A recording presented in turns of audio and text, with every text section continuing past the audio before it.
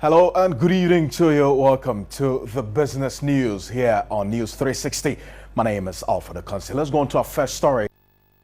Financial analysts have expressed disappointment over failure of the Bank of Ghana and the Finance Ministry to release data on the country's current debt levels. This, they argued, could lead to speculation and wrong policy prescriptions for the economy. The Bank of Ghana in the last 6 months has failed to provide information about the country's debt levels as part of the summary economic and financial data. The only available data on the country's debt levels is the total debt as at December 2015, pegged at 99.9 billion cedis, which is 71.4% of gross domestic product. According to the International Monetary Fund (IMF) Fiscal Monitor Report released in Washington, D.C., Ghana will end 2016 with a debt-to-GDP ratio of 74.1%. There has been some controversy over the current figure, and according to the head of the Finance Department of the University of Ghana Business School, Professor Godfrey Boppin, managers of the economy must be transparent to engender confidence. They are making policy prescriptions based on words. And there's one thing making a policy prescription, there's another thing also communicating that to the market in generating trust and confidence. Otherwise, you create room for speculative activity. And consistent with the signaling theory, if you are in possession of good news, you'll be eager to let people know. The fact that you don't want people to know may also suggest that it's not all that good. A lecturer at the University of Ghana Business School, Dr. Lord Mensah, insists the lapse by the Central Bank and the Finance Ministry is sending wrong signals to market watchers. The spending officer is at the Finance Ministry.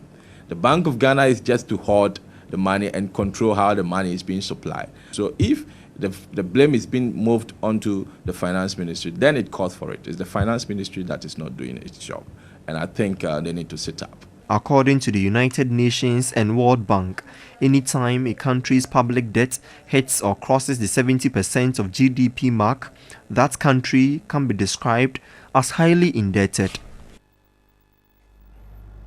Media General, owners of TV3 Network Limited, MG Radio Limited and MG Digital, has launched its new online portal, 3news.com. 3 News will provide balanced and reliable news content to the public. Everything you need to know. 3news.com is a one-stop platform that features Media General subsidiaries to give its audience a full perspective on news stories. The new online platform seeks to leverage on all its media stations within the group to provide quality news content to the public. The website has been categorized into main news, politics, business, sports, and a spot for advertising, as well as audio on demand. We're going to roll out everything about quality, including the quality content. There's going to be emphasis and focus on reliable, balanced news. The team spoke about the role of other platforms, 3FM, Onua, and TV3 in supplying news, but they have their own dedicated team of news. The TV3 Sport features live TV shows, news, special reports, and a photo gallery. The public can also listen live to all MG media stations, including TV3 Network, 3FM, Onua FM, Akoma FM, Connect FM, and Adisa Limited, all under Media General. 3 News targets surfers aged between 18 and 35 and all those who want to stay on top of the news. 3news.com. Amazing features there. You can take some time off and go onto your mobile phone right now, smartphone, check that website, 3news.com. Amazing features that you can get on that website. Away from that, 2 Huawei P9 phone customers have won 5,000 cedis worth of trip tickets to watch the Euro 2016 finals in France. The Huawei promo, which is supervised by the National Lottery Authority under the Caritas platform, is meant to reward loyal customers who use the Huawei P9 phone. The 5,000 cedi worth trip draw is the second out of 4 draws to reward 10 customers who use the new Huawei P9 phone. Officials of the National Lottery Authority and other Huawei customers witnessed the draw at the Accra Mall.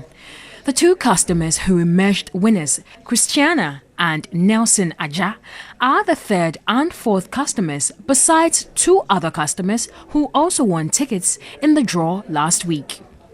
We did launch the P9, which we mentioned to our cherished customers. We are going to send 10 people to France. We are honoring our promise. This is customer loyalty. The next draw will be held on June 9 to reward 2 more customers with tickets to watch live the Euro 2016 finals. If you don't have a passport, then you've missed a great opportunity to fly to France. We are announcing the draw earlier than the day that we're taking the winners, so I'm sure customers has time to rush into the passport office and get their passport if they don't have and they want to travel to France when they purchase the P9. 4 more customers also stand a chance to win the all-expense-paid trip to France in the final draw slated for June 15. All 10 winners will travel to France on a trip which will cover the accommodation, feeding, transport and other accompaniments. The draw is still open to the public and one can buy a Huawei P9 phone to qualify for the draw. Nestle Ghana has launched or inaugurated a $4 million water recycling plant at its factory in Tema. The new plant would recycle 30% of wastewater for reuse for their factory operations. The inauguration of the water recycling plant will augment the existing water waste treatment plant for operation. The plant will reduce the factory's total water consumption by 10%. The recycled water will be used for core activities, including cooling of equipment and laundry work. Managing Director of the company, Frida Duplan, said the company is committed to best practices in environmental management. In the past, we were just the waste from the factory floor was just going straight into the municipal waste. So there was the first part of the project which cost us just a little over 2 million to treat the waste as is. This is waste from the factory floor. We're not putting it as is into the municipal waste. That was done, but it was not. We did not get to the point where we could. It was the quality was good enough to use back. Then we have the second phase of the project. That is why we call this the water recycling plant, which is where now we go through another phase of treating the water so that we can use some back. A Minister of State, Kwesi Oppong-Fosu, who represented President Mahama, asked Ghanaians to protect the environment.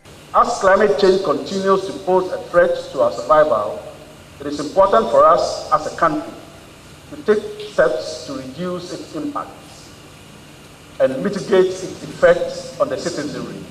The Minister of Environment, Science, Technology and Innovation, Mahama Ayarga, led some officials to plant trees.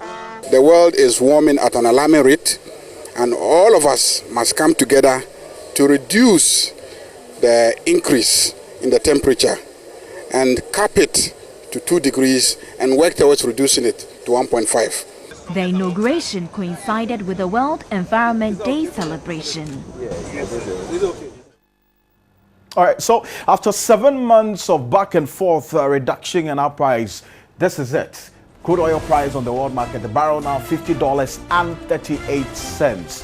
Fulfilling the objectives and the projections of the World Bank, IMF, Bloomberg, they've all predicted that this was going to happen. Well, OPEC members are happy because this is a price recovery for them. But for Ghana as a country, if we're buying crude oil, you'll know that OMCs will come and say that it's rising, so we should brace ourselves up for an increase in the crude oil prices. Let's see what happens. But that's it for business.